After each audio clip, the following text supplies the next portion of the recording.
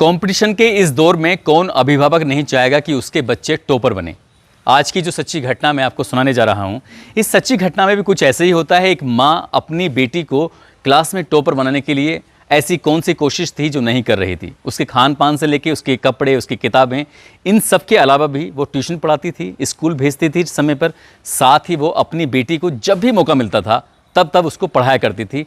हर एक सब्जेक्ट को बारीकी से ध्यान दे के पढ़ाया करती थी। लेकिन जब भी रिजल्ट आता था वो बेटी क्लास में टॉपर की जगह सेकंड टॉपर आती थी। टॉप कोई और हो जाया करता था और वक्त ऐसे बीत जाता है, 8 साल लगातार हो जाते हैं, लेकिन बेटी कभी क्लास में फर्स्ट नहीं आई। तब माँ के सब्र के जो इम्तहान था वो टूट जाता है। माँ परेशान हो जाती है और अपनी ही बेटी को टॉपर बनाने के लिए जो कदम उठाती है वो कदम वाकई बहुत भयानक होता है। इस कदम की गूंज न केवल उस प्रदेश में है बल्कि पूरे हिंदुस्तान में गूंज जाती है। लोग सुनकर सोचकर हैरान रह जाते हैं कि आखिरकार कोई माँ अपनी बेटी को टॉपर बनाने के लिए ऐसा कैसे कदम उठा सकती है। आदाब, नमस्कार, सत श्री अकाल। मैं उस्मान सैफी। आज की जो सच्ची घटना मैं आपको सुनाने जा रहा हूँ, ये सच्ची घटना है पुदुचेरी। एक इलाका है, एक जगह है, प्रदेश है, उसी का एक इलाका है कराईकल। दरअसल वहाँ पर एक निजी स्कूल है, प्राइवेट स्कूल है। और प्राइवेट स्कूल में 2 सितंबर 2022 को जब स्कूल की छुट्टी हो जाती है, फ्राइडे का दिन होता है, सब बच्चे अपने अपने घरों के लिए निकलने लगते हैं।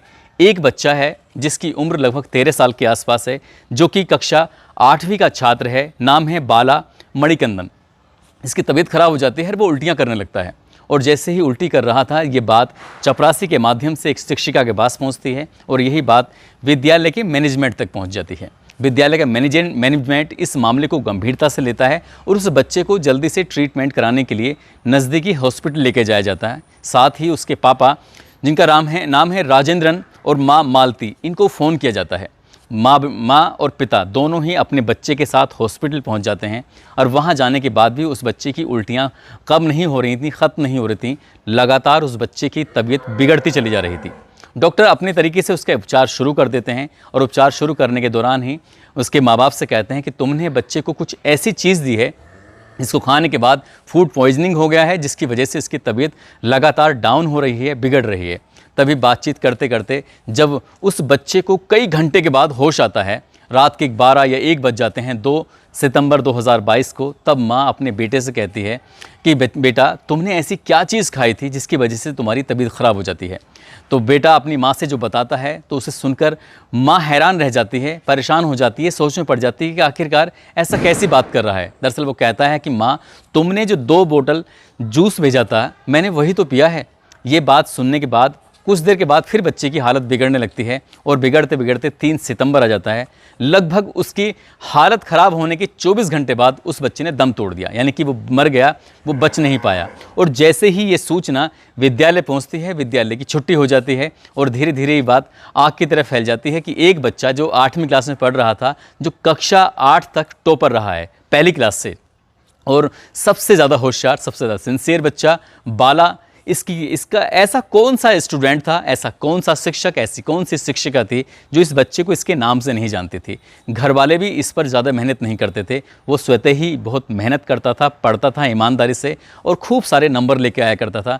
सभी इसलिए उसको प्यार भी करते थे जी। लेकिन जब उस बच्चे की मौत हो जाती है, उसका अंतिम संस्कार हो रहा था, अंतिम संस्कार होने के दौरान ही माँ को याद आता है कि बेटा बोल रहा था कि मैंने 2 बोतल जूस की भिजवाई थी, लेकिन मैंने तो कुछ भिजवाया ही नहीं है। वो अपने पति से कहती है कि मैंने तो ऐसा कुछ भिजवाया नहीं है, बेटा कह रहा था। वो माँ अपनी बेटे की उस बात को बस दिल पे ले जाती है और बार बार उसी बात को रिपीट कर रही थी। उसके पिताजी कहते हैं कि शायद तुम्हें सदमा लगा है, तुम परेशान हो, इसलिए तुम्हारा बेटा अब इस दुनिया में नहीं है, तुम्हें इस बात को एक्सेप्ट ही करना पड़ेगा। लेकिन माँ थी, मानने को तैयार नहीं थी। उसके पापा को लेकर सीधा स्कूल जाती है। स्कूल जाने के बाद जाकर स्कूल में एक ही बात कहती है कि मैंने अपने बेटे को कोई भी सामान नहीं भेजा है, आखिरकार मेरे बच्चे ने क्या पिया था मैं देखना चाहती हूँ। स्कूल में सीसीटीवी कैमरे लगे हुए थे और सीसीटीवी कैमरे लगे हुए थे, उसमें देखते हैं तो वाकई 2 बोतल पाई जाती हैं और 2 बोतल के अंदर जूस था। जब इसकी लैब में जांच कराई जाती है तो पता चलता है कि इसमें ही जहरीला पदार्थ था, लेकिन ये बोतल कहाँ से आई हैं, ये एक बड़ा सवाल बन जाता है। पुलिस वाले अपने हिसाब से इस मामले की जांच पड़ताल में जुट जाते हैं और जांच पड़ताल में जुटने के बाद फिर सीधा गेट पर पहुंचते हैं और गेट का जो सीसीटीवी कैमरा लगा हुआ है उसकी भी पड़ताल की जाती है। उस दिन जिसकी चपरासी के चौकीदार की ड्यूटी थी, उससे भी बात बातचीत की जाती है तो पता चलता है कि एक महिला है जिसकी कद काठी काफ़ी हेल्दी महिला है, और वो बहुत देर तक स्कूल के गेट के बाहर खड़ी हुई थी 2 बोतल लेकर, और लगातार जब खड़ी हुई है तभी चौकीदार ने उससे पूछा कि तुम यहाँ पर क्यों खड़ी हो। तब वो कहती है कि मेरा बेटा यहाँ कक्षा 8 में पढ़ता है और मैं अपने बेटे के लिए जूस तैयार करके लेके आई हूँ, मैं उसे देना चाहती हूँ, लेकिन मेरे अंदर हिम्मत नहीं आ रही है कि मैं कैसे जाऊँ, क्या नहीं करूँ। उन्होंने कहा कि तुम पहली बार आई हो क्या? नहीं, पहली बार तो नहीं आई हूँ, उससे पहले भी आई हूँ, लेकिन ये 2 बोतल हैं और जाकर मेरे बेटे को कक्षा 8 में पढ़ता है जिसका नाम है बाला मणिकंदन, उसको दे देना और कह देना तुम्हारी माँ ने बड़े प्यार से बनाया है। चौकीदार ऐसे ही करता है और चौकीदार उस बच्चे को ये बोतल दे देता है और इस बोतल को पीने के बाद उस बच्चे की हालत बिगड़ जाती है। लेकिन सवाल अब यही था कि आखिरकार ये बच्चा कौन है, क्यों इसको ये जूस पिलाया गया, क्यों इसकी हालत ख़राब कराई गई, क्या मामला है। जब पुलिस अपने स्तर से इस मामले की जांच पड़ताल में जुटती है तो वाकई ये चौंकाने वाली बात सामने आती है। और इस महिला का नाम होता है सगाया रानी विक्टोरिया। सगाया रानी विक्टोरिया कोई और नहीं थी बल्कि कक्षा 1 से लेकर 8वीं क्लास तक जो लड़की लगातार सेकंड टॉप पर आ रही थी, द्वितीय स्थान पर आ रही थी, ये उसकी माँ होती है। और जैसे ही पुलिस वालों को ये सूचना मिलती है तुरंत ही सगाया रानी विक्टोरिया को गिरफ्तार कर लिया जाता है और उससे पूछा जाता है कि आखिरकार क्या मामला है। तब वो बताती है कि मेरी बेटी कक्षा 1 से लेकर 8वीं क्लास तक लगातार वो सेकंड आ रही थी और मैं उसके साथ कितनी मेहनत कर रही थी, उसको फर्स्ट लाने की कोशिश कर रही थी, लेकिन वो फर्स्ट आ ही नहीं रही थी। जब भी देखो तब बाला ही फर्स्ट आता था। इसलिए बाला को रास्ते से हटाने के लिए ही मैंने एक प्लान बनाया और प्लान के तहत ही उसको जहरीला पदार्थ देकर उसको मौत के घाट उतार दिया। वो नहीं रहेगा तभी मेरी बेटी फर्स्ट आएगी। ये सोच, ये दिमाग में जब उस महिला ने बैठाया तभी उसने उस बच्चे की जान ली, लेकिन उसमें वो सक्सेस नहीं हो पाएगी क्योंकि उस बच्ची को पढ़ाने में, तैयार करने में, स्कूल भेजने में सारा काम माँ ही करती थी। और माँ अब हमेशा हमेशा के लिए सलाखों के पीछे पहुँच चुकी है। वो जेल में रहेगी। जब माँ जेल में रहेगी तो बेटी तैयारी कैसे करेगी, स्कूल कैसे जाएगी, उसका ट्यूशन का कौन ख्याल रखेगा। तो जो उसके मंसूबे हैं वो सब कुछ धरे के धरे रह गए हैं। लेकिन एक बच्चे की ज़िंदगी हमेशा हमेशा के लिए ख़त्म हो जाती है और एक बच्चा एक ज़िंदगी की फ़ाइट के लिए, जो बेटी सेकंड आ रही थी, वो भी शायद कहीं ना कहीं अब उस मुकाम पर नहीं पहुंच पाएगी जो माँ ने सोचा था। दोस्तों, इस घटनाक्रम को सुनाने का उद्देश्य किसी को परेशान करना नहीं है, किसी का दिल दुखाना नहीं है, बल्कि आपको जागरूक करना है, आपको सचेत करना है।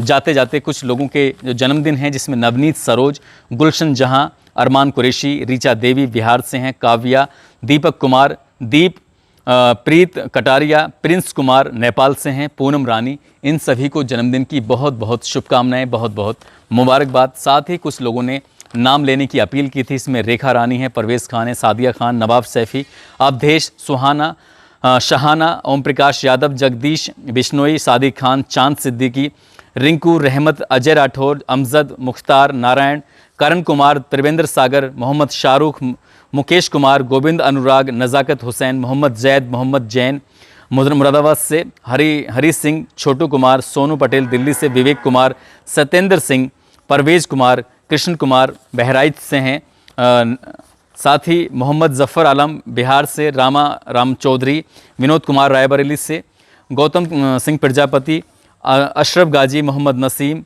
रुस्तम राजा रामपुर से, समीर खान लोनी गाज़ियाबाद से, ज्योति गाज़ियाबाद से, लईक, कमलेश दास बिहार से, अखिलेश सैनी, अदनान खान भोपाल से। आप सभी का दिल की गहराइयों से शुक्रिया, बहुत बहुत धन्यवाद। आप सब लोग अपना ख्याल रखें, सुरक्षित रहें। जय हिंद, जय भारत।